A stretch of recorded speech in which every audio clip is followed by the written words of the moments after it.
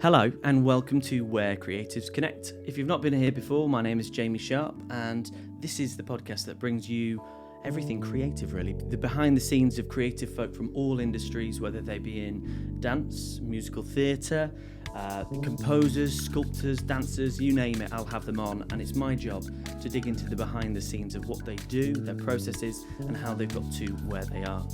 I'm very excited because I'm joined today by somebody that I've only just met about a month ago or so. Over the last 10 years, he has graced the West End stages of many different productions, including Les Misérables and Phantom of the Opera. Ashley Stillburn, welcome to the podcast. Thank you, thanks for having me. That's all right. How is life treating you at the moment? Pretty good, yeah, I can't complain. I've got a 7-month-old who's keeping me very busy, who has just changed our lives in all the most amazing ways. And doing lots of teaching, which is fantastic. And getting to be involved in things like this. So life's good. Brilliant, I'm glad to hear it. Now, if you were to be asked across, let's reverse a couple of years, maybe even pre-pandemic, if you were on the tube in London and somebody saddled up next to you and asked you what you did for a living, what would your go-to be? What would you say you do? Well, depending on who it was, really. But yeah, I would have said I was an actor. Yeah, a professional actor. Now it's slightly different. I would very proudly say that I'm a teacher first and foremost. I did have when I used to be in sort of Tesco or things like that, bagging up shopping, and the person behind the checkout, for instance, might ask me what I did. I would usually say something different because I just couldn't be bothered, man. Like sometimes you say you're an actor, you feel like you've got to sort of explain that. But you know, you have actually. Not only are you an actor, you've done some acting. Yes. You know, and you've done some real things that they know of as well. It's all based on their terms, isn't it? Yeah, and you'd also, and it's very endearing, really. But you would always get the responses of, "Oh, I might see you on Coronation Street one day," or things like that. Which was great. It was always a laugh. But it did get to a point where I just popped in for some fairy liquid or something, and sorry, brand name, and other washing up liquids are available, and and I would say I was a piano tuner. Just make something up completely well, different. It's semi-made up. I actually had this idea that I was going to branch into piano tuning when I was doing a show called The Braille Legacy, and I went and spent a day with this guy in North London. It was a ridiculous idea, really, but I went to this workshop in North London where he had all these pianos just hanging from the ceiling, and like how he'd got them in there, because it was like upstairs. I've got no idea, and I really loved the idea of it, but he, as piano tuners are, was so busy that he just wouldn't have had time to sort of teach me or anything like that. And I'm with you. It was either a case of taking myself out of acting altogether at that time and going and studying for 2 years in Grantham, of all places, is kind of the place where piano tuners go and learn. Wow, the mecca of piano tuning and restoration and French polishing, and I just didn't fancy it. So that's interesting. Well, maybe it's something for future you to delve into. Maybe, yeah. Maybe. But I found teaching now, and that's very much where I feel like I've landed on my feet, really, because I love it, and it's always been sort of running slightly alongside what I did in a professional way anyway.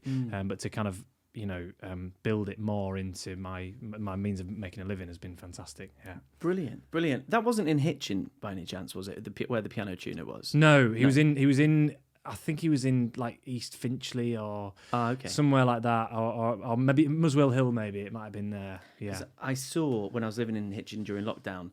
They probably shouldn't have been doing it in lockdown, but they were doing exactly what you were saying. They were hoisting this big crane out of the side of the building and lifting the pianos up. I've never seen it. Yeah, that's what he did. Yeah, he had this window that could sort of like just kind of part, and then and he could reach down onto the street and pick these pianos up, and he had them sort of upside down. It was amazing. Yeah. Really, I had even more appreciation for what they did, actually, because I knew of them when they used to come into theatres and sometimes tune pianos there and things like that. And obviously just, because it's a very well-known trade, I suppose, particularly amongst musicians. And so I got in touch with this guy, and he was amazing. He was a really amazing guy. He was an Austrian guy, and he had lots of really just interesting philosophy. I really learned a lot about the meaning of life. I didn't learn anything about piano tuning, but I learned a lot about philosophy.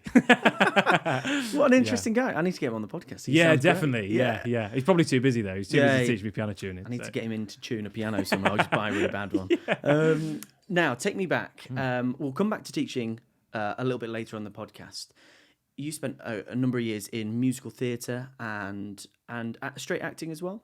No, not really. No. I did a couple of workshops and readings of things, but the bulk of my work in performance was musical theatre, really. Yeah. Okay. When you're an audience member and you watch other actors on the stage in the West End, it's very easy to think that they have had this easy, polished career from stagecoach to this, to that, to the other. What was your upbringing like in terms of musical theatre? Was it easily accessible where you lived, or was it something that you could see on maybe the telly, but you didn't have it around you? What was it like? Yeah, I mean, I was really fortunate, really. I grew up in York, and there is an amazing, still today, actually. In fact, I'm patron of an amateur dramatic society in York even now. And there is an amazing network of opportunities for young people that want to engage in that. And a sort of, I suppose, a set of people who are running these operations that are incredibly passionate about providing these opportunities. I got involved in a school production of Les Mis. I think I was in about year 8 or year 9, and I played Gavroche. I hadn't really had much access, I suppose, to musical things like that up until that point. I'd played the violin a bit as a kid, and I'd been in a couple of choirs at primary school and little things like that. But this was kind of the first time I'd sort of been really in a musical, and I just had the absolute time of my life. And it was actually my nan who found an article in the York Press, where there was an amateur society that was sort of recruiting for another production of Les Mis. It was going to be at the Grand Opera House in York, and it was kind of this, really, really exciting opportunity and stuff. And actually, weird, I seem to remember I'd got like the time and the date wrong, and I turned up at York St John University for an audition and missed it. But actually, I got in contact with these people, and they did still accommodate me and put me in. And that at that time, it was led by the guy who ran the company was a guy called Bev Jones, who's sadly since died. And he taught me everything, really, at that point about just stagecraft and how to use your voice and how to communicate with other people and how to speak clearly and all of these kind of sort of fundamental skills. I spent a couple of years in amateur dramatics, never thinking, actually, that it would be a career choice. It would be something that I was going to do professionally. And because what I sort of wanted to do really was, I wanted to be a paramedic. That was what I sort of had a view to doing.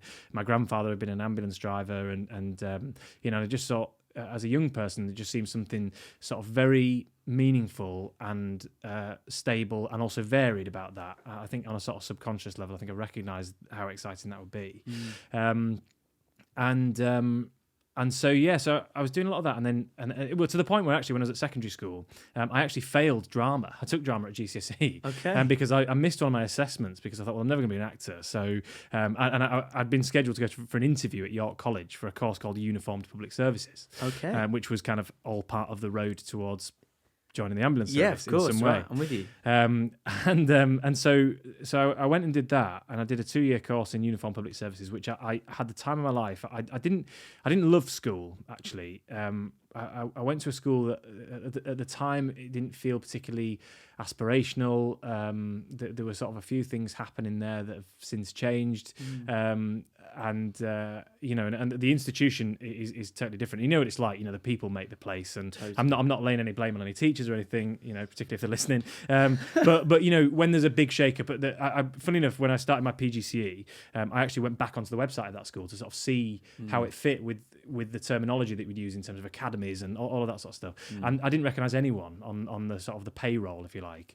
So I imagine that it's very, very different now. When I got to York College, it totally opened my world, really, because it felt like a fresh start. It felt like a fresh start where I could make some new friends, and I was in York, and I could stay with my nan a bit and be involved in all these amateur dramatics things. And it was around the sort of time in my life where I'd learned to drive, so I sort of suddenly found independence and all of that stuff.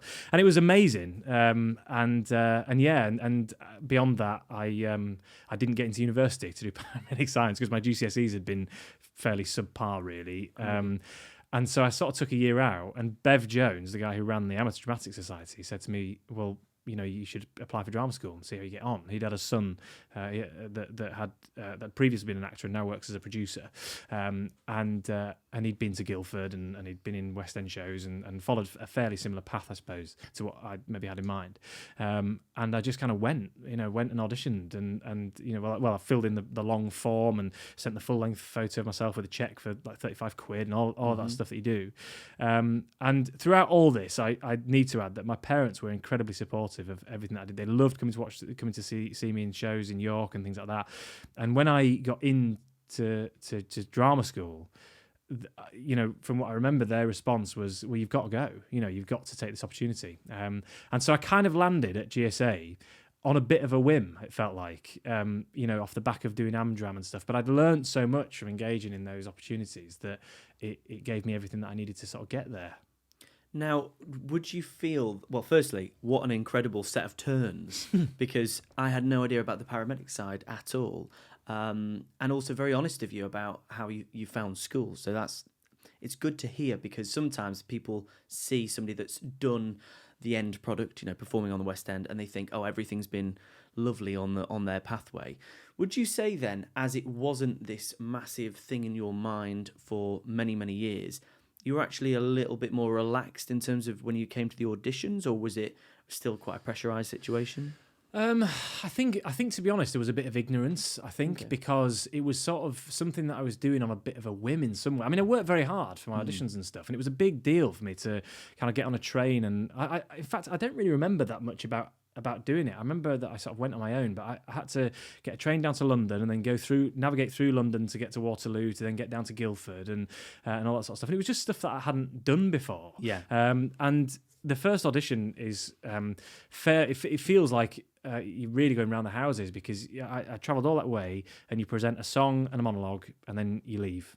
And they will phone you or send you, I can't remember, probably a phone call, to say, we'd like you to come back, and we're sort of engaged in this full weekend of activities where they get you to do poetry reading and singing songs as in a group setting, and also solo numbers as well. They'll teach you some dance, you do an acting workshop, sort of team building type stuff, because they want to sort of see how you are as an ensemble member and all that stuff. I think a lot of that stuff's been knocked on the head now, probably for cost, because I think it probably cost them a lot of money actually to host a weekend full of recalls. Yeah. Considering that probably about 85% of the people they would be turned away after that weekend as well. I had been down to London. I'd seen a couple of things in the West End. I'd been to see Chitty Chitty Bang Bang as a year 7 on a school trip, and then I went back with my family to see that. But actually, really, another thing that I should mention in all of this, in fact, I absolutely must mention, is that my nan took me to see Phantom of the Opera when I was 16, and really that was around the time when I was at York College, I seem to remember, and I was studying public services and things like that. And really, that was the spark that ignited the flame. Really, it's no exaggeration, really, to say that it changed my life. Really, seeing that show, because all of a sudden I kind of had this kind of role model and this production that just changed my whole perception of what I thought I sort of wanted, and it kind of gave me a goal. It gave me something to go, wow, that is amazing. What that guy has just done playing the Phantom is like nothing I'd ever experienced. And so it really motivated me and inspired me, and I became totally enamored with it, to the point where my nan actually booked for us to go again, actually, in a few months' time. And it was a big thing for her as well, to sort of take me down, and she just booked all the tickets and all of that sort of stuff. It was brilliant. But back to the whole GSA thing. I mean, there's a couple of things to say there as well. That they said to us, when you come back for the recall, we want you to have a dance solo prepared. Now, I think to say that I had 2 left feet, particularly at this point, would be would be something of a compliment, really, given my sort of my abilities at that time. But they said, oh, don't worry about it. Nobody ever does the dance solo. Nobody ever does it. It's just something you have to have in your back pocket. Oh, well, that weekend, I was the one person who had to do it. And at the time, I was in an amateur production of Crazy For You. So I had this kind of like tap solo that I was doing. It wasn't very good. Yeah. But it was, and I had to go in this room with the full panel of all the people that had been kind of assessing us in all the different departments. I could sort of see them writing and all that sort of stuff. And then beyond that, they make a cut and they say to about 85% of the people, okay, you're done for today, and then there's a few people that we want to see for an interview. I did do an interview. One of the first things they said was, if we offered you a place, you would need to have some dance lessons between now and when you come. Fair point. Yeah, fair. And anyway, I didn't know that I could make no assumption, really, based on that conversation. But lo and behold, they did offer me a place. But the head of the school at the time, who I won't name, did say to me, I very nearly didn't accept you. What he didn't do was then follow up and say, "I'm really glad that I did," which would have been great. He said, "I nearly didn't take you." Great. So left me feeling as a first year that whether or not my place was worthy. But yeah, and then those 3 years were incredible. What was your course called? Was it a musical theatre course? Yeah, overall. It was musical theatre. Yeah, so it was a Bachelor of Arts in musical theatre. And at Guildford, is it all musical theatre, or are there people that major in dance alone, or? There were 3 subjects when I was there. Okay. There was acting, musical theatre, and production. So Okay. so you had to kind of be one of those 3 things really. And actually, to be honest, the acting course and the musical theatre course in the first year when I was there were very, very similar. Right. In that, you merged for a lot of classes and things, groups singing and a lot of dance classes and things like that. You were all together actually for a lot of those things based on the set, which I was at the bottom. And then it started to sort of get a little bit more varied and things like that into the second year. But it is different now. It's more closely affiliated with the University of Surrey. They've got things like an actor musician course there, I think. Even that might have existed for a while and has maybe been knocked on the head since. I can't remember, but yeah. So it was 3 main subjects, whatever it is now, I'm not sure, but there were 3 main subjects: acting, musical theatre, and production. The production course was phenomenal actually, and for people that wanted to work in stage management or particular areas, had such a great opportunity because they had amazing workshops and they did things like costume making, and they worked as part of the stage management and crew and sound and lighting for all the productions, and it was really awesome. Yeah, and it was a really integrated community of people as well. And actually, even now, when I sort of meet people that maybe were just leaving third year as I was coming up, you'd sort of heard of each other. And I'm in a singing group now, and we go off. Well, actually, we haven't done this since COVID actually, but there was a time when we were going off on ships quite a lot and things like that. And they were often sort of from the fairly widely cast net of people from GSA, and actually. This might sound a little bit controversial, really, and I hope I'm not out of line saying this, but it felt like when I was at GSA and in the few years prior, GSA had a bit of a brand, and I say that on the basis of I used to meet other people that had been to GSA within those kind of years that I talk about, and it felt like you had a similar set of skills. You were quite similar in terms of your character and personality, and there were just other things as well that just seemed to fit. And I think it is different now, actually. But there was something quite empowering about that. That like it gave you an identity. Yeah, it gave you a sense of identity as well when you were leaving. That on the bottom of your CV it would say Guildford School of Acting, and it almost felt like. Casting directors and other creatives sort of almost knew what to expect a little bit, and I think was very reliable for them as well. Have you worked with many people that you were on the course with at Guildford since then? Oh, that's a good question. So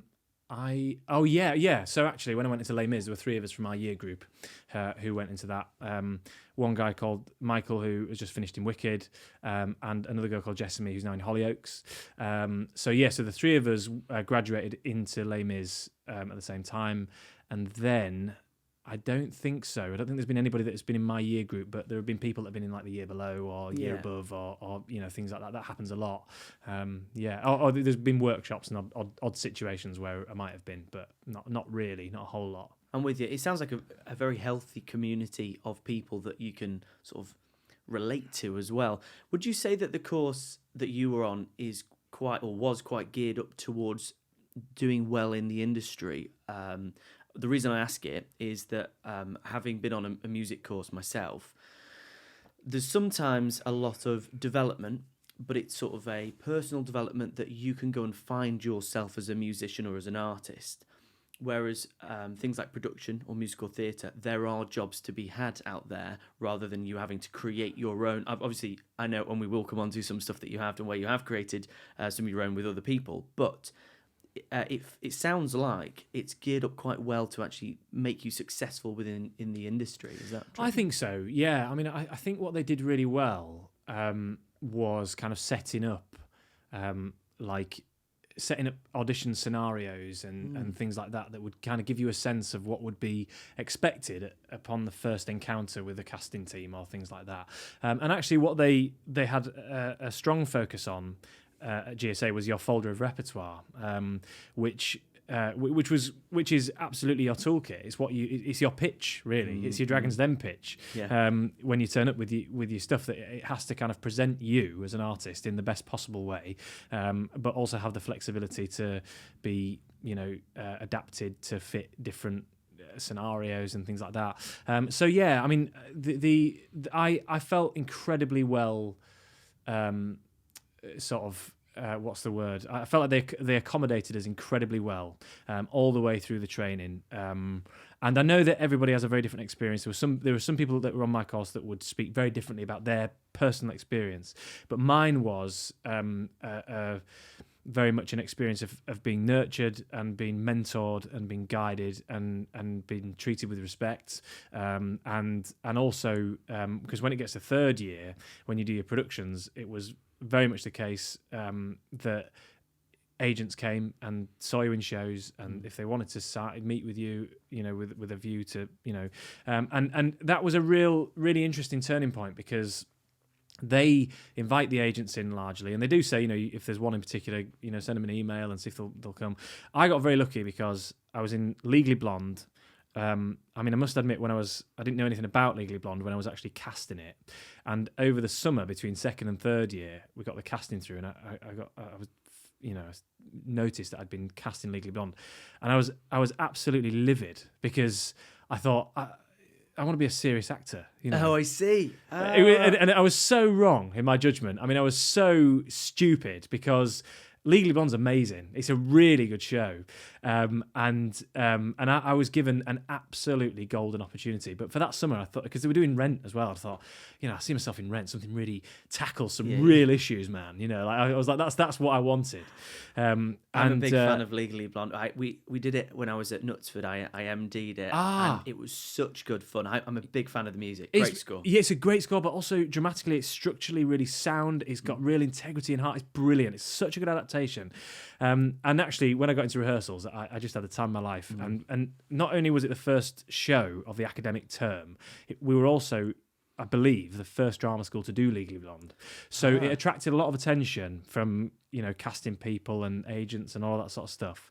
And everybody just about got agent representation that was in it, which was extraordinary, really. It was, and actually that was testament, I think, to how the creatives at GSA had facilitated everybody's needs, really, in a way that kind of meant that everybody had their opportunity to, to showcase themselves and their skills and all of that sort of stuff. I got signed with an agent. I had several meetings, and I signed with an agent who is well known, very well known in the industry, and really set me off straight away with auditions. I went as quickly as I had a meeting with him on Tuesday, and signed with him on that day. He sort of thrust the paper in front of me, really, and said, look, is this the type of office you want to be? And I suppose quite naively, really, just signed the dotted line and kind of went, yeah, fine. He phoned me on Wednesday and said he got an audition on Thursday, and it was for Shrek. Oh, right, yeah. So from then it was kind of like hit the ground running, really. And I guess the reason that that's a bit of a turning point is because Guildford invite these agents in, and then they, I suppose, guide you through.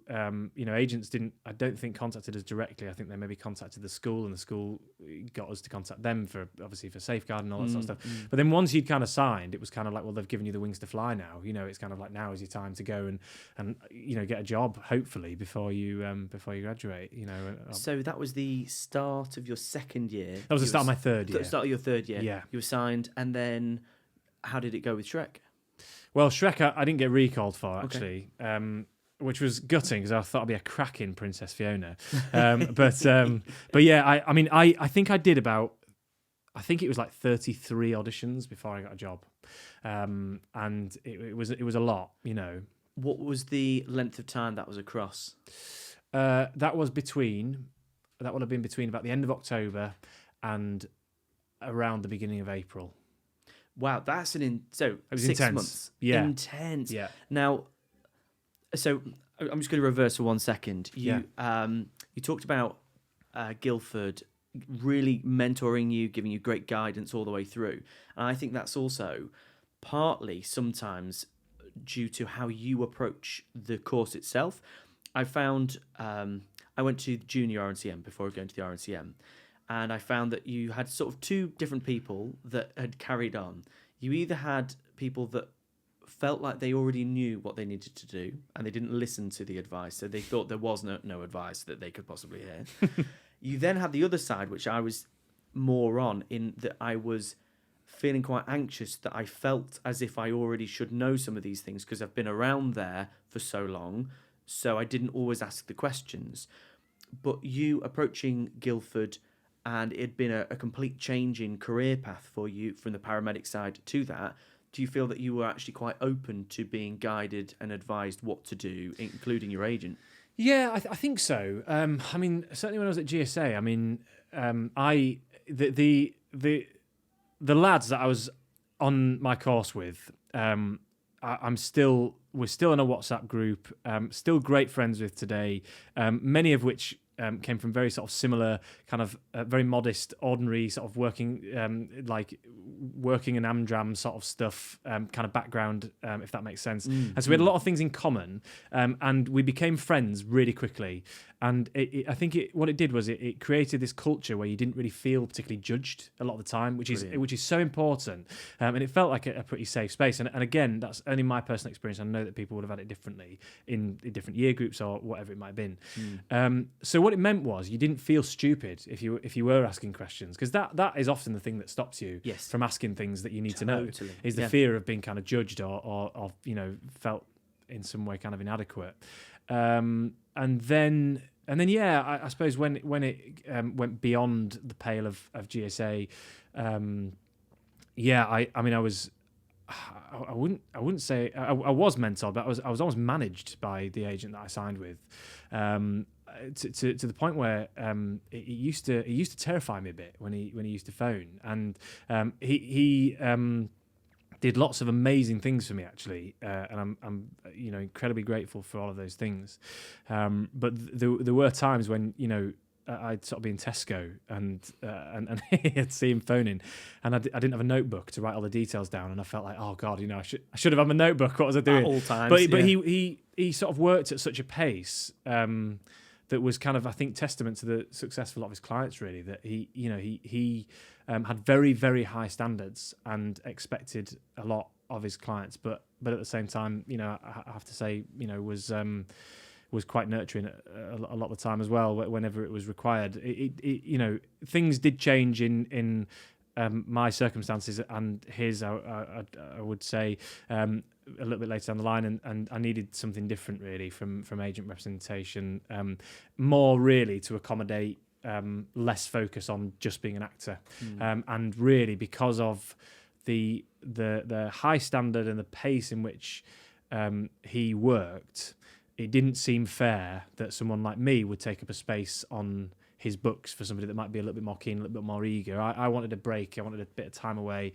I wanted to go and sort of do some things of my own and some of the stuff with a view long term to moving up north, which is now what I've sort of done. And I have an agent now who is incredibly accommodating of my situation, teaching and doing things like that, but also whenever the opportunity arises to, like, I went back to Phantom a couple of weeks ago because they were a little bit short on Phantoms, because they're going through a bit of a transitional period. They deal with that amazingly.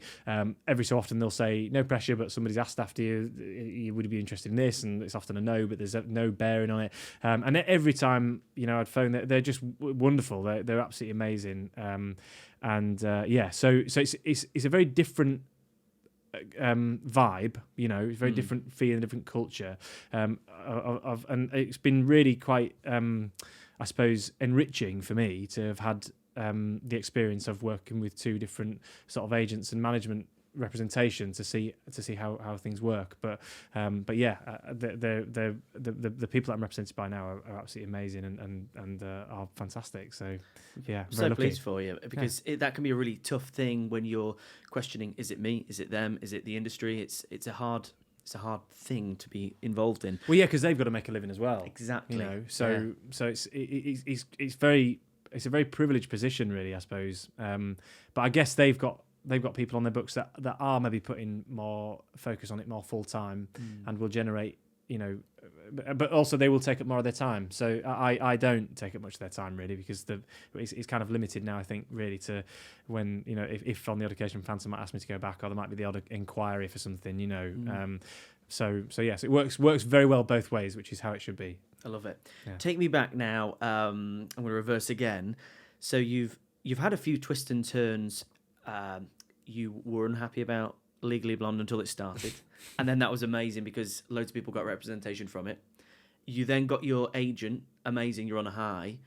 You've then got a period of 6 months of 33 auditions. How were you mentally as you were going through these and getting rejections at that time? Well, to be honest, it's quite hard to remember, but I think that I knew that getting no's it's just part and parcel of it, and you learn very quickly to just kind of go, well, onwards and upwards. And actually, to be honest, a lot of the feedback that people get when it comes to rejections and things like that, if it's the case that they say you turned up and you just weren't good enough, that can be really hard to take, and that does happen from time to time. There are some casting directors that will be very pleased to send that feedback to your agent. Thanks. But if it's the case that it's like you didn't match up with this person, or something's not quite right, or there could just be something very out of your control that you just learn to just go, oh, well, I can't do anything about that, and on you go. But I have to say, I always hated auditioning. It was the thing that I loathed the most about being an actor. I found it incredibly stressful. I found it used to really wind me up that I could devote 8 weeks of my life to sort of going in for auditions, having to sort of irritate employers by saying, I can't come into work today, I've got an audition, whatever it was, or having to phone in sick, or do all those kind of things that felt a little bit devious. To get to the final round and then say, you're not quite tall enough. And you kind of go, but surely that was a round one thing. Yeah, you could have seen that on the piece of paper before I walked in the room. Yeah, that bit where it says height. So that I really, really found frustrating. But not only that, it was the sheer amount of material that they send. The sheer amount of material that they give to you to learn. And then they'll say, oh, we're sending you 3 scenes and 2 songs. Can you have it learnt by Thursday? And they'd turn up and they'd hear maybe 20% of it.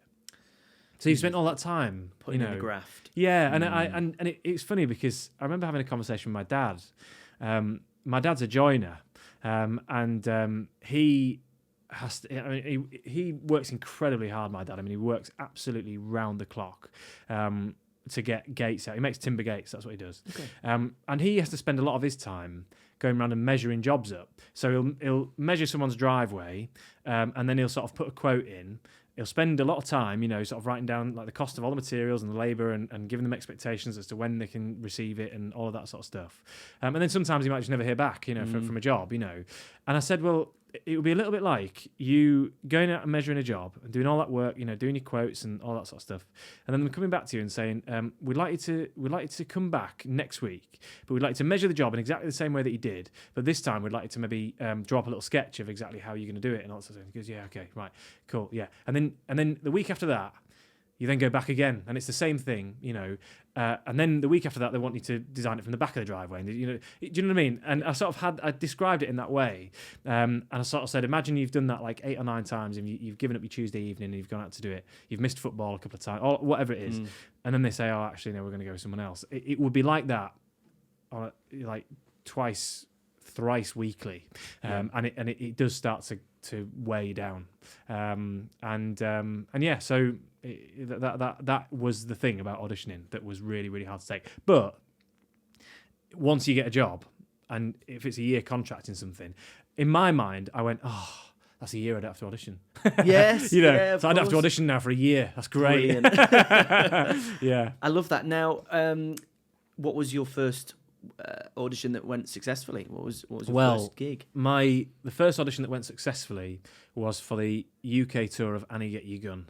and it was to understudy Jason Donovan, which I was like, I could ring my mum and say I'm going to be understudying Jason Donovan, but it didn't really work out because I was auditioning for Les Mis at the same time. Okay. And my agent at the time said, look, I think it's up to you, but Les Mis is looking quite hopeful. We can sort of stall that for a bit and see how that goes. And lo and behold, I did my final for Les Mis and I got cast in that, which was just like the dream. Considering that was really where it all started. Yeah, playing Gavroche at school and then doing it in York and all of that sort of stuff. I couldn't say no, and I had an amazing job because I played Fouille in the ensemble. I had lots of things to do there, but then I would play Enjolras at some performances when, in the case of illness or holiday or things like that. And sometimes I played the bishop as well. That was another sort of little quirk in the job, which was quite nice. And so it was absolutely just the best apprenticeship, really, because you work with just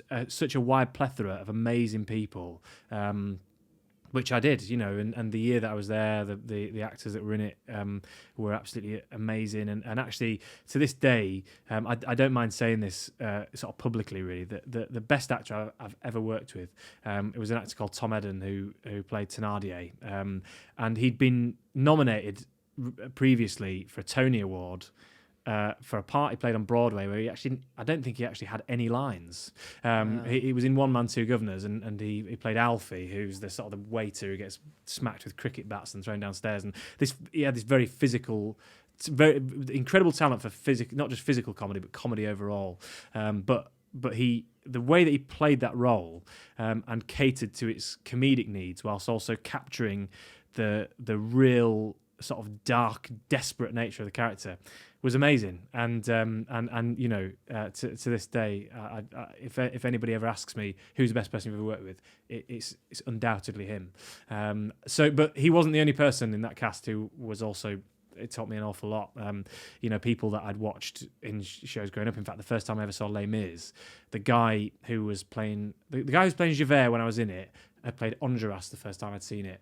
It was an actor called David Thaxton, and again, like to work with him was incredible, and to see his process and his commitment to his work. And I remember I used to be coming down the stairs often when he'd just done the Javert suicide, and he used to walk up the stairs, an absolute mess, with kind of a shoulder against the wall, kind of walking up the stairs with his shoulder lit against it, because he was just absolutely exhausted by the whole thing. And on a nightly basis, he used to do 8 times a week, sometimes twice a day, and never ever let the ball drop.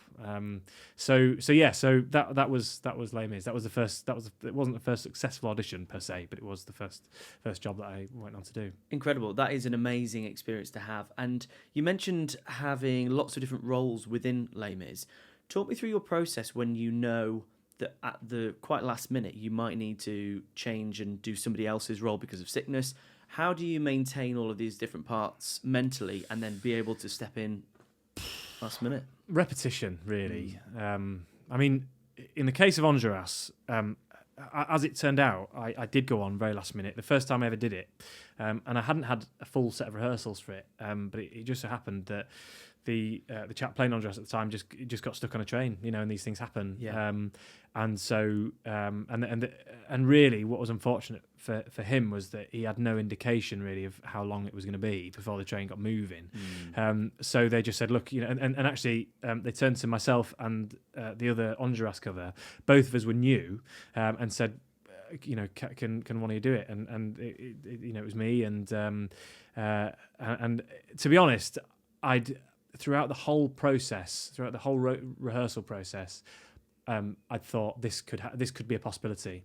So I just made myself ready for it. Every time that I was learning my own ensemble plot, if I ever got a minute, just writing down what you would call the track, if you like, of Enjolras, and making sure that I kind of knew what I was doing when. I mean, I got so many things completely wrong. There were moments where I was completely not in the right place and all of that sort of stuff, but not so that anybody would notice. And I think in that case, your professional instincts just kick in a bit, and you just take in the moment and you just kind of go, well, I know the lines, I know when to say them, and I know when I have to come in.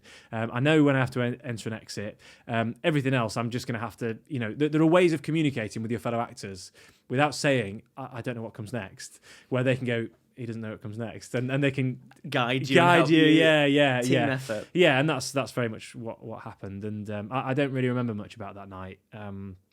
Because it was just an absolute whirlwind. But I'll tell you who comes into their own in situations like that: dressers. They are absolutely the people that are make or break for you in that situation.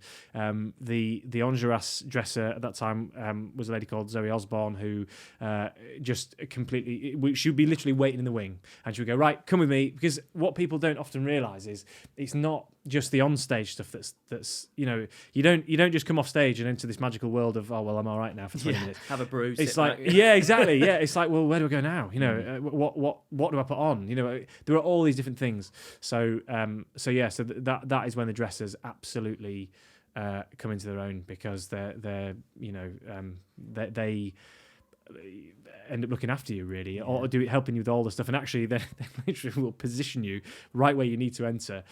Off you go. Yeah. It did feel like that. Yeah. So during rehearsals, would you have them, or do you have space in rehearsal spaces to actually have them around you, or are they always watching, noting down, and then it's only in the moment that they're able to do that? Well, you don't meet them really till you get into the theatre, actually. Really? Yeah. So it's kind of, you know, if I remember rightly, because when a West End show's been running for a long time, like Les Mis has, there's no like tech week, you know. It's kind of, you come in for a day to do some teching, you know, go through like things like, in fact, actually at Les Mis we rehearsed on stage, so we had for the most part, so we had things like the revolve and the barricade and all that sort of stuff, but then there's kind of a day where it's kind of like, well, this is your dress rehearsal day, and that's, you know, that's when you meet the dressers, because of course they're working in the show in the evening with the previous cast, so there's this takeover period where the show doesn't stop. You know, the previous cast will finish on Saturday night. There'll be a day off on Sunday, and then on the following Monday, the new current cast go in and do a dress rehearsal, and that's really when you kind of meet the dressers and get into your dressing rooms and things like that, because you're literally going into the place of somebody who is sat there in the evening. So you know, so it happens like that really. And when the cast changes, my friend's teching Wicked at the moment. They've just had their cast change. Yeah. Is that is everybody new, or is there a bit of a bleed over? No, they'll usually be a good. Well, depends on the circumstances. I mean, some shows. I mean, really, the kind of almost directly a year after theatres reopened, a lot of people stayed in shows because, you know, they'd had a couple of years of really, you know, and you know, when you land in these jobs, it feels like a really fortunate position to be in. So in that case, not many jobs become available, but there are. It's often the case that actors have either chosen to leave, or the company have said, you know, thank you for your work, but we're ready to find someone else now. And you know, you only ever take a contract on the assumption that you're going to be there for a year. So yeah, that's kind of how it goes. Now, you mentioned Les Mis, seeing it as a young person. Being in it as a young person, to then having it professionally part of your life. You've also mentioned Phantom, as you saw it with your nan. Were you 16, 17? Yeah, 16, yeah. Tell me what it's like to then go on stage and be the Phantom. Well, I suppose that came a few years later, because I've done Phantom twice. So I did it in I left Les Mis to go into Phantom in 2015, where I covered Raoul, and it's where I met my wife. She was in the show, and she at the time was in the corps de ballet. She's a classical ballet dancer, and covering Meg. And then I left, and she took over the role of Meg full time. And it was absolutely surreal, I have to be honest, because there I am now going to work through the stage door, where I stood and waited after the show to meet these people that had been in it. What a full circle moment. I know, yeah, absolutely. And, you know, I was covering Raoul, and that was amazing. And the Phantom of the Opera, when I did it the first time, was still very much I have to be very careful what I say here, really, but it was still very much the original production with original creatives involved, and there were people that were in the cast who had been in it for a very long time. When COVID struck, the producers took the decision that for lots of different reasons, many of which I don't know, and I wouldn't like to speculate on, they sort of closed the show indefinitely, is what they said, and then they sort of reopened it with a kind of reimagined version of a few things, and that included a few safety things. They automated a lot of things like trapdoors and things that were once, because when I was there the first time, they were all sort of like human controlled. So if you were on a trapdoor, there'd be two people underneath it holding the trapdoor closed, and at the right moment they would just let go of it, and it would kind of land on this stack of tires. I mean, it was ludicrous that this was happening, really. But it was just the way that it was, and actually there were a few things in the way that the bridge moved and things that meant that actually if it had opened today wouldn't have met the requirements actually for sort of a few health and safety things. So they had to change that. Okay. They had to make a few changes there, and they had to, and that had a bit of a knock-on effect with how a few things worked sort of aesthetically and things like that, as far as I understand. And then there were a couple of things like they shrunk the band down a bit. There were just all sorts of things. And what that meant was a lot of people who had worked in the building for a long time were sort of no longer working there, and it was a very sort of I suppose a new sort of a new version of the show, really, in lots of different ways in terms of how it was staffed and how it was cast and all of that sort of stuff. It very much had a different set of people looking after it, and so this is when I went into it a second time, and I had the absolutely amazing fortune that time to do the job I was doing before, covering Raoul, but I also had the addition of covering the Phantom as well, which was just like unreal. I mean, the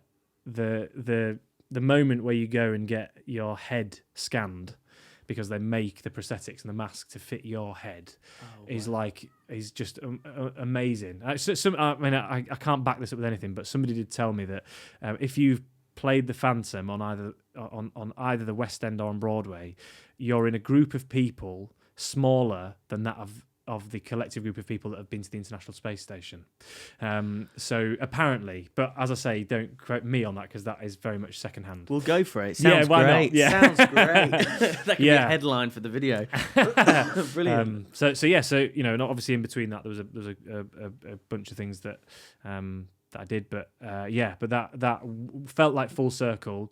Not only because I'd seen the show with my nan, I'd met my wife there the first time, but I also knew in that year that I'm ready to take a bit of a step back and make some changes. So it felt like it was a real high to end on, to be able to play the Phantom and actually amidst that, be part of things like West End Live, for instance, where there were like three Phantoms, three of us that sang. It was supposed to be four of us, because Cillian Donnelly, who was playing the Phantom at the time, was due to be involved, and I can't remember exactly, but I seem to remember that it hadn't been particularly very well.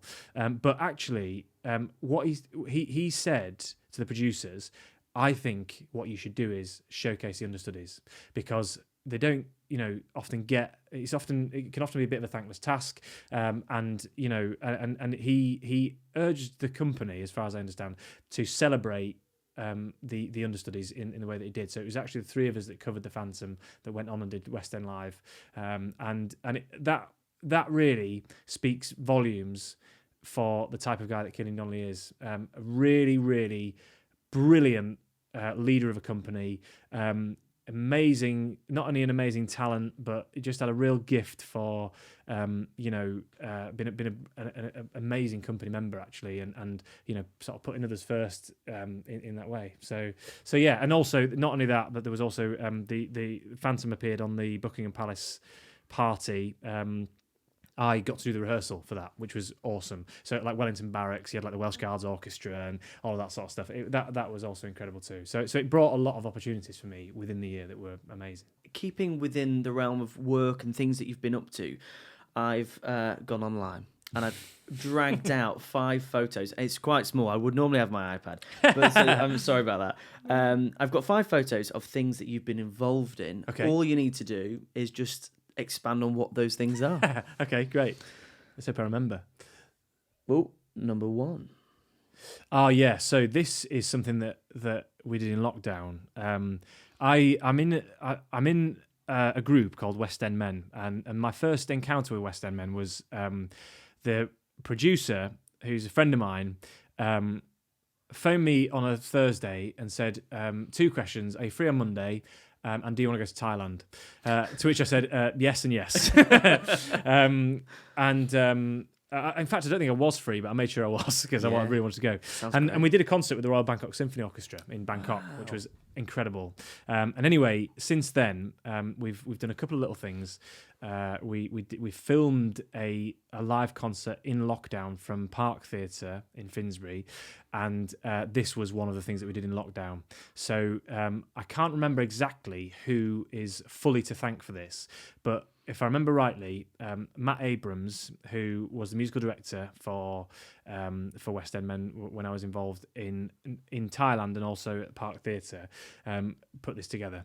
And this was a sort of remote orchestral version of Defying Gravity from Wicked that we did, and it was dedicated to heroes in the NHS that were obviously working solidly throughout that time, and it was something that I did from the comfort of my flat, which at the time was quite a new thing, and whereas now it's just become so normal that you would like, oh, we're going to do that remotely, so have your ring light and your condenser mic out and be ready to go.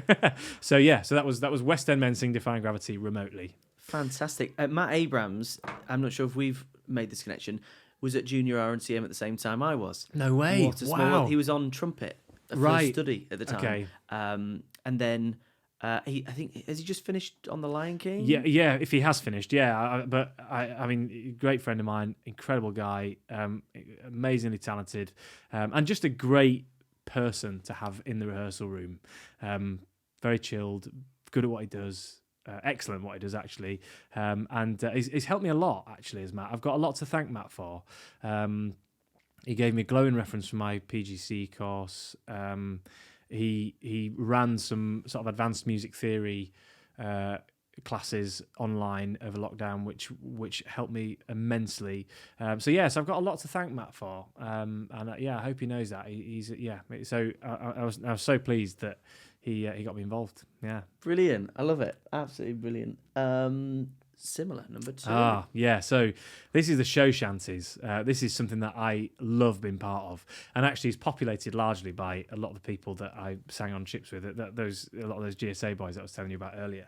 And this was a project that was really kind of spearheaded by a guy called Joe Parsons, who ran the company and the group that I sang with on ships and at various different events, and became a really great friend throughout all of that.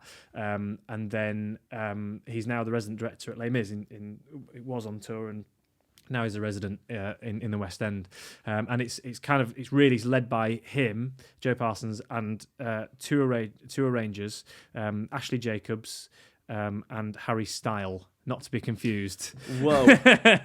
I know. And the work that they do is amazing. And it was the whole idea of it was take songs from musicals that sort of collectively people had been in, and sort of shantify them, because obviously shanties became quite popular with Wellerman, set that going.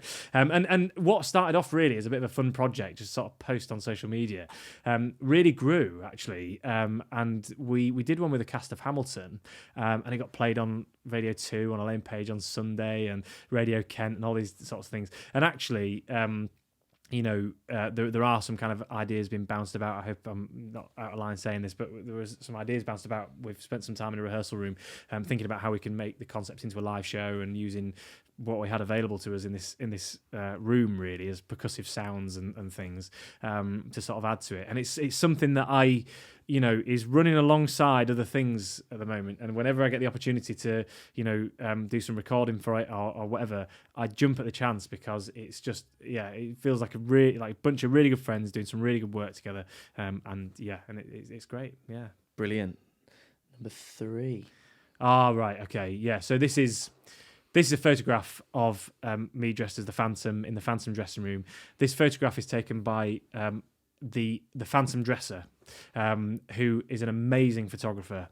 She's called Melanie Gowie, and she also, to add to her talents, also used to be in the show, and has played Carlotta. She's an operatic soprano, and she's a flipping good one as well. She's absolutely amazing. Again, for all the reasons that I talked about with the nurturing care, the first and then all the preceding times I played that part. But yeah, she actually does a lot of the official photographs for the program for the show now. The company have really recognised her talents with a camera, and yeah, so this is me. I think it might have been the day of the cover run, or it might have been my first performance. But yeah, in the iconic mask, which is I'm incriminating myself, is currently sat in a glass cabinet atop a bureau in my front room. I did grab it on the last day because I thought it doesn't fit anyone else. Yeah, you can't know. Well, it doesn't fit anyone else's face to begin Exactly. with. So I thought, well, I've got to. If there's one thing I'm going to take, it's got to be that. Brilliant. And I did email the producers, but they never got back to me. So, so I tried. Yeah, 100%. Yeah. Yeah. Number 4. This was Death Takes a Holiday. So I played the role of Corrado Montelli in Death Takes a Holiday, and it was at the Charing Cross Theatre. It was directed by a good friend of mine who I've worked with a lot since then, actually, called Tom Sutherland, who does a lot of really amazing work, a lot of really exciting work we've done together in sort of new projects and things like that have not sort of seen the light of day. But yeah, so that was a show by Maury Eston, who wrote 9. He also wrote Titanic. Amazing composer, actually. I mean, some of his music is absolutely stellar. And funny enough, when I found out that was going to be on, I know it sounds like a really sort of maybe obvious or trivial thing, but I knew I really wanted to be in that show when it came up. The soundtrack I think had come out when I was at GSA, and I really wanted to be in it, and I was given the chance to be, which was fantastic. And it's based on an old Italian play that was written in about 1931, I think. And it had a fairly brief stint on Broadway, with people like Max von Essen played the part that I played, and Julian Ovenden was in it as well. We did the UK and European premiere of the show, which was awesome. Yeah, it was really good. Fantastic. And our last one. Oh wow, God, you've dug deep. This was a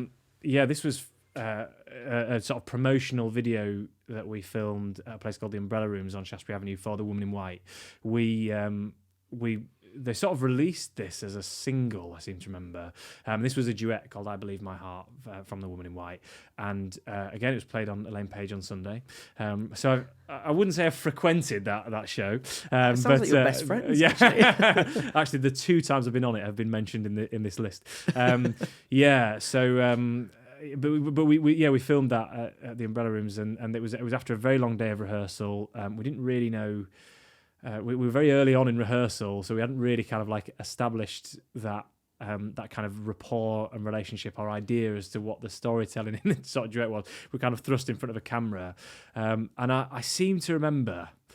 And I'm being really transparent now, maybe more so than I should be, but I seem to remember that one of the producers of the show came and spoke to myself and Anna the next day, and I take full responsibility for this, that some of the footage was not, we couldn't really use it because we were laughing, or we were trying not to laugh. And I think it was because it was quite early on and we'd had a long day, and we had a great relationship throughout the show, Anna and I, and used to laugh together a lot, and I think that unfortunately it trickled into the work somewhat on that one occasion, but yeah, The Woman in White, actually, just as to speak about it as a wider project, was a real highlight in my time as an actor. I mean, I loved my time doing The Woman in White. And again, it was directed by Tom Sutherland, actually, who directed Death Takes a Holiday. That was another sort of highlight of the work that we'd done together. And just because we felt total ownership over the production, it was revived. It was the first revival. We had Andrew Lloyd Webber sat at the table with us, working through stuff, which was awesome. Loads of people in his team from Really Useful Group involved as well. The cast were just brilliant. The other people that I worked with, I learned so much from working with them all. The other thing was we were doing it in the Woman in White, the musical, is actually, well, obviously The Woman in White is a very famous Victorian novel by Wilkie Collins.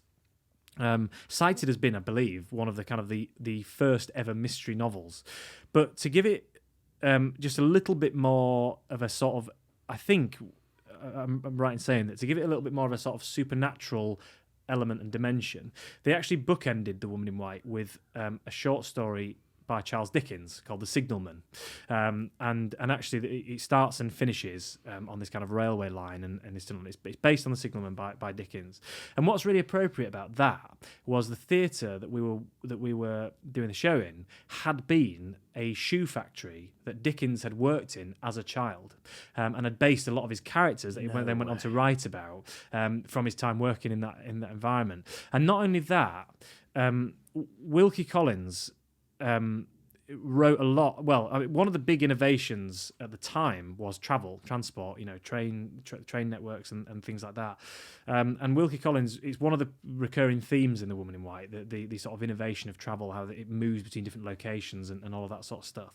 And it felt like we were in a sense in like an old train tunnel, because you had Charing Cross station above you, and you could hear the trains rumbling in and out of the station, which in some productions can be a real inconvenience. But for us, it actually sort of felt like it brought something. And then because it's kind of under one of the supporting arches that kind of supports the platforms and things, it gave it this very train tunnel-y sort of feel. So everything about the production and the kind of essence of the building and the heritage of the location felt so appropriate. And also we had this. I seem to remember we had this kind of like this system that was really basic actually, but it was kind of like these sliding panels that sort of slid in front of each other and then would part, and then the woman in white could be behind one of them. She could sort of appear, and it had this kind of very Victorian magic show sort of thing about it. And one of the comments about the production when it opened in the West End originally, way back when, is they had this very pioneering new technology where they didn't really have set per se. They had this big kind of LED screen that had like animated images on it. When they were walking up the stairs, they kind of like, the stairs moved and all that sort of stuff.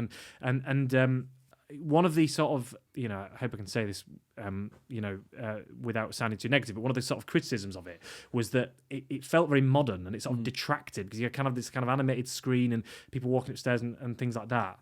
And I hasten to add, I didn't see it, so I can't really make any comment of my own.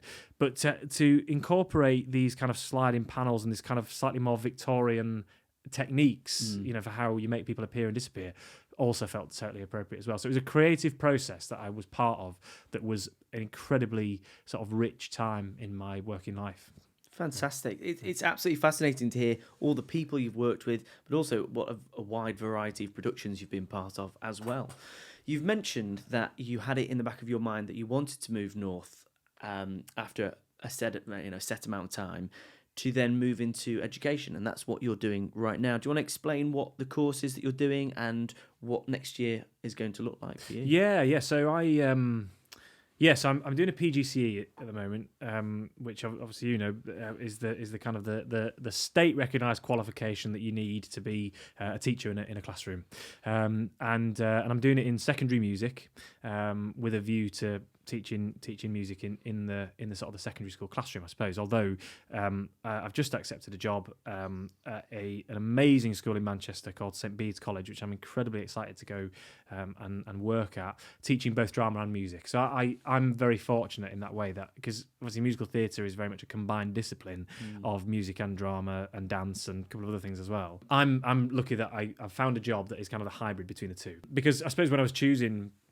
routes to go down in terms of the PGCE, it was a bit of a toss-up between, well, do I train in drama or but music felt like a subject that I very much wanted to grow into.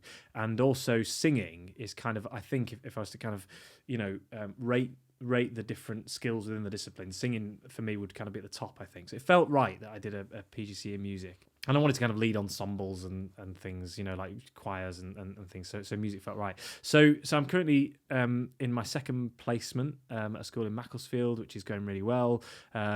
It's kind of, once you sort of get a job to go to, you feel like you've got a real goal. I've got a real goal now, and I'm looking forward to that. But education is something that has been part of my professional life for quite a long time, really, because I've taught singing for quite a long time, alongside been in shows. I've led workshops, I've led masterclasses in various colleges, and I worked in a vocational college called D&B Academy of Performing Arts for a while, throughout lockdown, actually. So it's always been something that I've always done.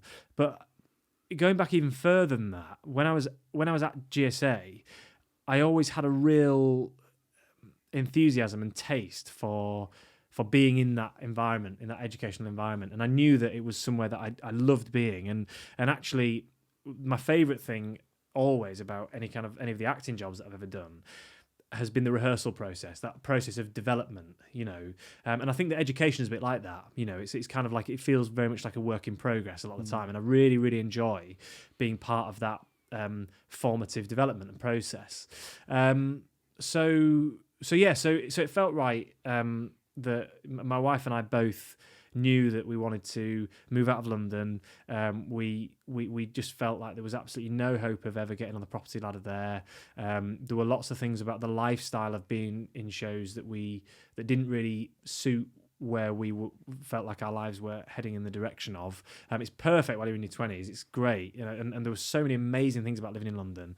But actually, it coincided with us both pretty much turning 30, and also the arrival of our daughter as well, which it just made complete sense to move to an area where we were closer to both our families, and we could sort of afford just different things, like we have gardens and parking spaces and things. It's like unheard of when you're living in London.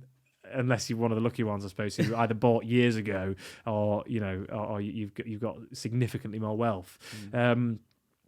But yeah, and actually, for me, myself and two of my really good friends from GSA do a lot of hiking and walking. We did the coast to coast walk through the lockdown. We've done lots of the Southwest Coast Path and the Cotswold Way and all sorts of things. I knew I wanted to be somewhere where I could incorporate more of that into my life. I'm a very keen cyclist, a very proud member of the Buxton Cycling Club. So I know, big time. So that's another kind of area of my life really that I wanted to explore more of. And I love living in a more rural setting. I grew up in that kind of environment, I suppose, and it's what feels right. I mean, there were all sorts of things that kind of happened to us living in London just from a safety point of view. I mean, there was a time when a guy tried to nick my bike while I was riding it. Whilst you were riding? Yeah, through Trafalgar Square on the way back from a show. He sort of ran towards me and then gave up on it because I was running just a bit too quickly. Wow. And there were other things. There was a guy that stopped us in the middle of the night. I was driving back from a gig and I was with my wife, and he sort of pulled up alongside us, and it looked like he was actually in the end pretending to point a gun at us, because when the police turned over a car, they didn't find a gun, but they did find a hammer, a knife, and Class A drugs. So it could have still been quite So, hopefully you won't get that as much around Buxton. No. Think that's not the sort of thing you really tend to encounter quite so much. So there were just a couple of things that happened really that made us, I think, ready to think about things differently. And actually, a lot of actors are positioning themselves in different parts of the country now as well. Anyway, and I have a very open mind as to where things go. If I work in education for the rest of my life, I'd be very happy with that, providing that it provides a suitable lifestyle and income and all of those things. But if the opportunity arises and it all works out for my family and the wide responsibilities that I have to go and do a show again, then I'm open to the idea. But they come first, really. So that's how I found myself.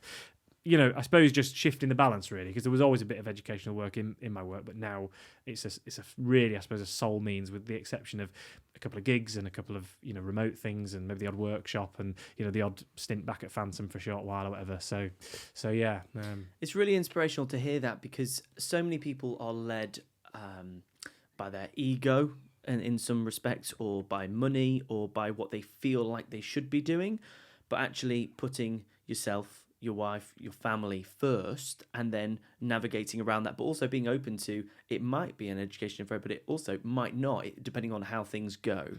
I think it's really important to be able to share that and pave that way for other people to see that these different ways of doing things are possible as well. Well, yeah, and actually that's something that we've talked about in the past as well, and I've cited you quite a few times since that conversation as being, you've really found the balance of being, a musician at the helm of what you do, but also not only being an educator, but bringing that work into your education. I've seen you do it. I've seen you demonstrate that brilliantly, and that's incredibly inspiring. And I think that's what more, that's the angle I think that more creative education wants to come from. Really, that and this is something that's a central philosophy from the tutors on my course, that you have to teach music in a musical way. You've got to teach music musically, and I think the same is true for teaching drama as well. And when I did my interview at St. Bede's, I had to teach a drama lesson, and I thought, well, I've got to teach as an actor. I've got to act.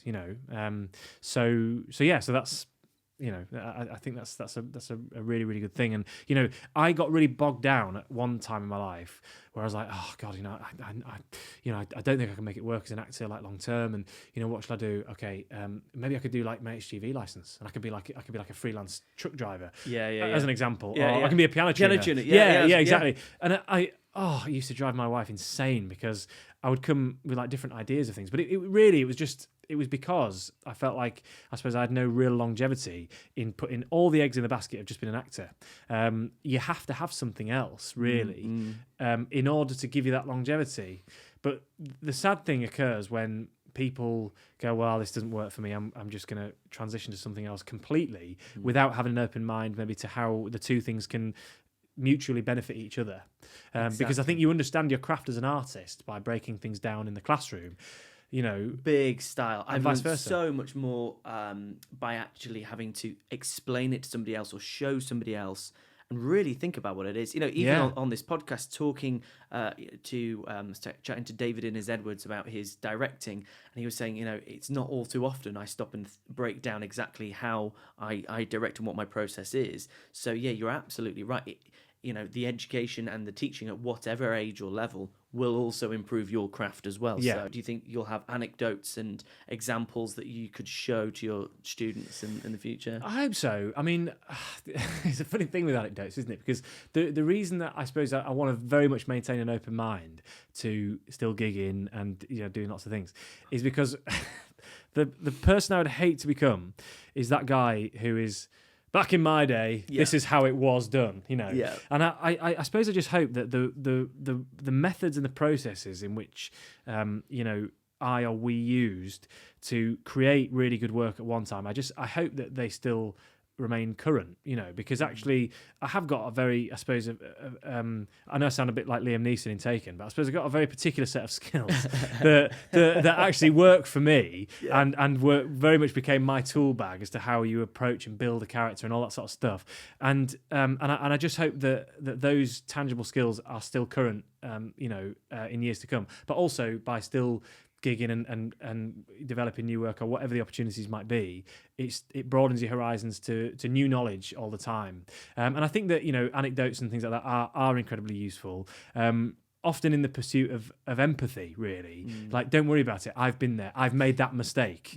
I think that's your shoes. That's where it's really useful. Actually, I think is when people get really het up about getting things wrong, or because there's this real stigma in education about mistakes in other subjects. If you get something wrong, it's just wrong, and that's the answer. It's not 62, it's 83 or whatever. Whereas actually in the creative world, making mistakes is part of the process. You have to fail, don't you? Totally. And it's a bit like what we were talking about before.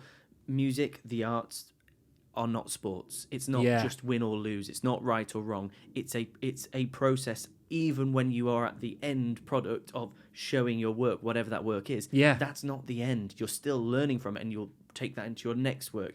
And being able to have educators that understand that is so vital. Otherwise, we can condense it to be something that it's not. It's yeah, definitely. And I think that it's funny you mentioned about sports there, because the competitive nature in schools, it's inherent. Like sports is treated and if you want to particularly engage like young lads in music, I did find it quite effective to sort of try and find some kind of way in which you could appeal to their sporting personalities, but absolutely not in a way that is competitive and exclusive. Like, we've talked about this before, that clapping starters, like clapping rhythm stuff, is a great first activity in a music class, because you're doing music, you're engaging in a musical activity, but also you can do something like, right, we're going to pass the sound when the person before you was clapped, and how fast can you get that around the circle? It engages that competitive edge. But then when you move on to the next thing, which might be a don't clap this rhythm or something like that, you'll often get students saying to you, can he be out if he gets it wrong? And you go, well, no, because we're developing a skill here. Yeah, we are. We're not excluding people. Yeah, the people that get it wrong need to be in, because they need to be. If anything, you should be out. Mate. I know. Yeah, because you're nailing this, so you can go and get yourself a drink. Chill. So it is an interesting thing, and it's a real central philosophy of mine that it's okay to get things wrong. It's okay to make mistakes, and anecdotes like you mentioned are really useful for that. Going, don't worry, because I've done things way worse and much more embarrassing. So, give yourself a break. I love it. It's brilliant. Brilliant. Now, one of the final traditions that we have on the podcast is that previous people that have been on, we take a Polaroid, which we'll do in a minute, but they also forward a question to a future guest. Wow. And I'm going to take one, and I've asked this to somebody else before, but I'm interested in your answer. Okay. This is from Caitlin Innes Edwards, who's a wonderful actress and playwright. If you were only given 5 minutes to come back after you had died, where would you go? There's 3 rules. It would only be for 5 minutes. You can't see any family or friends. And it can be anywhere in the world or outside of the world. I've been mugged off there, big time. That is a tough question. It's really hard. So, wow, okay. So, I can't see any friends or family. 5 minutes. I think it would... I don't know. That is a really, really difficult question, because I've got some really amazing memories in lots of different places. I think it would be the village that I grew up in, Elvington. I think there's something very peaceful about going back there and just taking a little walk around the village. That always sort of takes me back to a time in my life where there maybe were less pressures, or what felt like it. Or maybe I'm romanticising a bit. I don't know. I think it would be to take a stroll around Elvington and probably my childhood home, I think. But that's probably the answer to that everyone gives. It maybe sounds like a real cliche. I don't know, but it wasn't the answer the other person gave. The other person gave. So right, yeah. I think that would be it. Yeah. Wonderful. Thank you so much for everything you've gone through today. It's been fascinating. I've learned a lot. Oh, good. Yeah, me too. And we should do this again in a year on or something. Seeing how it's going at St. Bede's, and probably some anecdotes from the classroom as well, which would be hilarious and brilliant. Thank you. Thank you. Wherever you are in the world and whatever you're doing, remember to create with people, connect with people, but most importantly, be exactly you. Until the next time, peace.